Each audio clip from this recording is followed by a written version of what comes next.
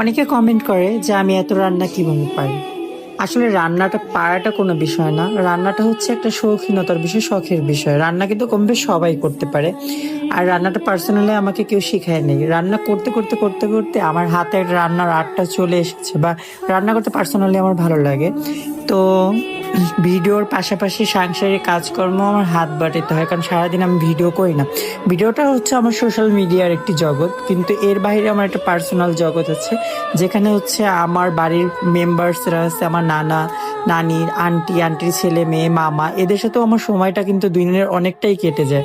তো আজকেও আমি মামার পছন্দের হাঁস রান্না করতেছিলাম আমার মতো করে। আজকে কিন্তু নারকেল বাটা দিয়ে রান্না করিনি, খুব সিম্পল ভাবে ময় মশলা পরিমাণ মতো দিয়ে মশলাগুলোকে কষিয়ে আমি রান্নাটা চড়াই দিচ্ছি। একটা কথা সবসময় মনে রাখবেন, আপনি মশলাটা যত বেশি কষাবেন রান্নাটা আপনার তত বেশি সুস্বাদু হবে। আর আজকে আমি বড় বড় করে আলু কেটে নিয়েছি, কারণ আমি যখন মাংসের সাথে আলুটা কষাবো তখন আলুর ভিতরে লবণটা পরিমাণ মতো ঢুকবে এবং আলুটা খেতে সুস্বাদু হবে।